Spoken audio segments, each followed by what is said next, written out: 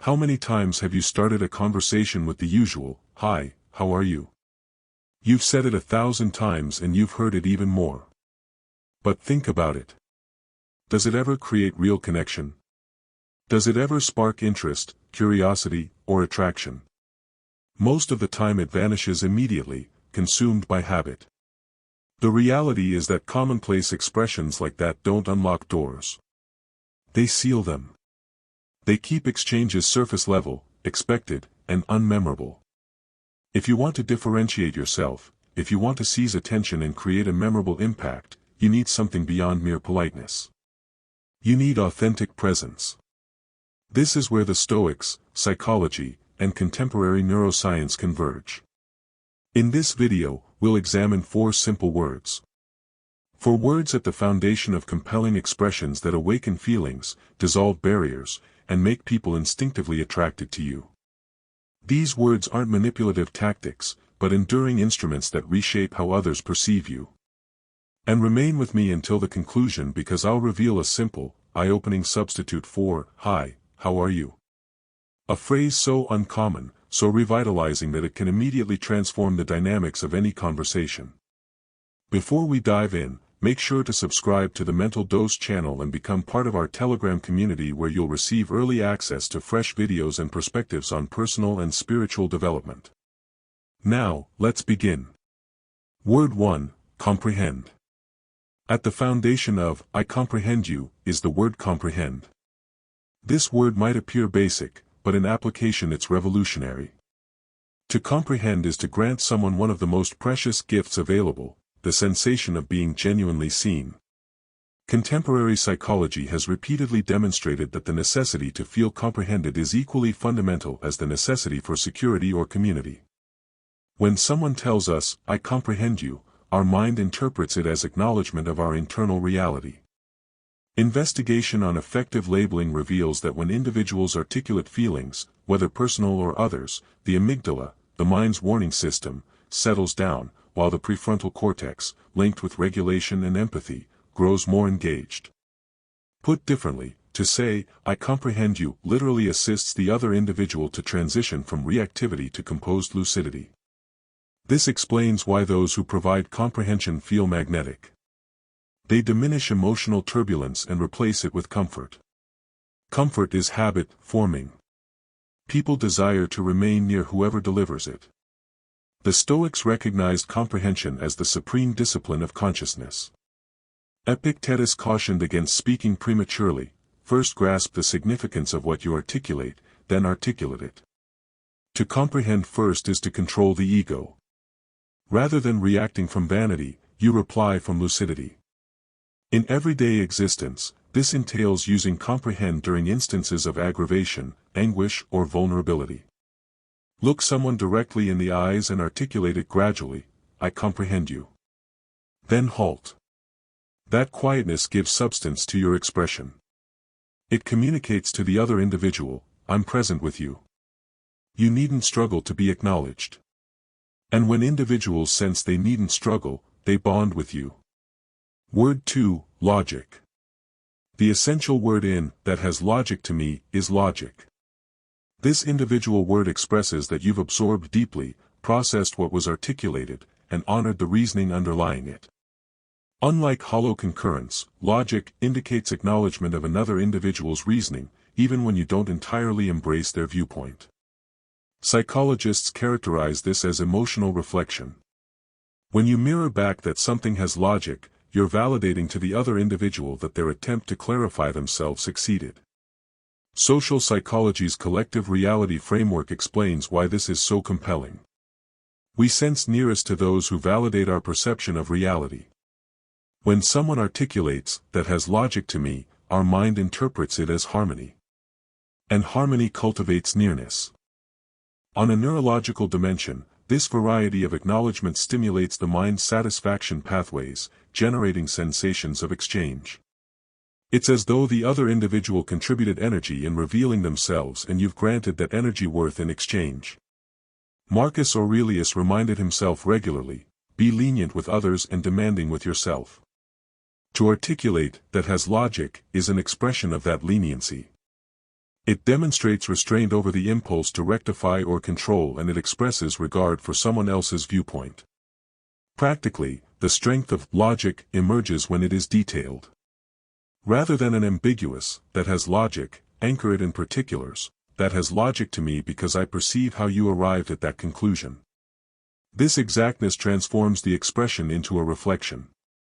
And when someone observes their considerations reflected in you, they subconsciously sense more protected, more bonded, and more attracted. In exchanges, this word possesses the capacity to convert potential discord into cooperation. It redirects energy from resistance to alliance. And in that alliance, confidence begins to develop. Word 3, correct. In "you're correct," the essential word is correct.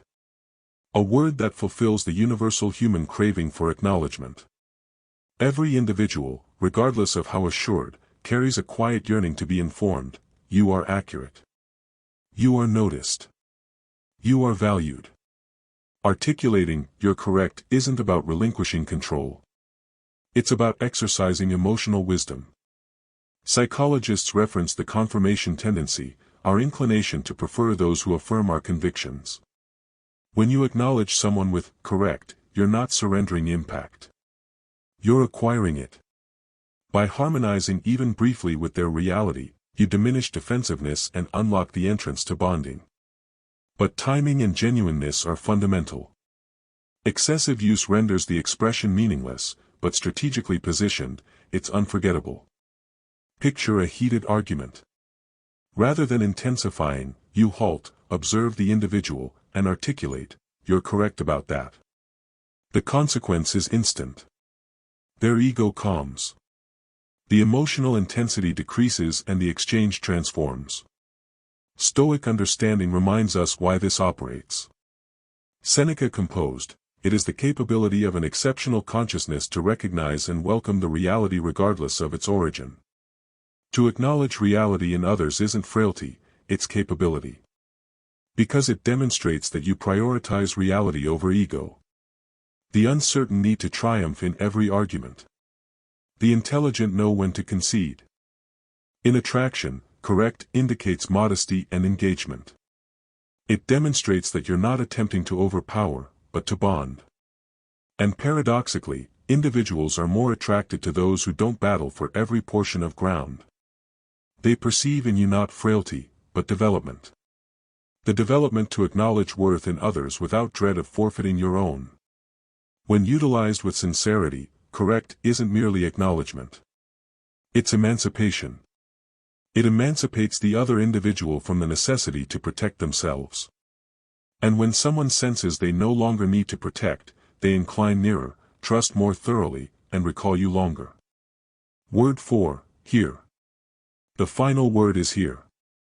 The foundation of the expression, "I'm hearing you." On the exterior, it might appear elementary, but in application, it is among the most uncommon and magnetic gestures you can provide. Contemporary existence is saturated with commotion.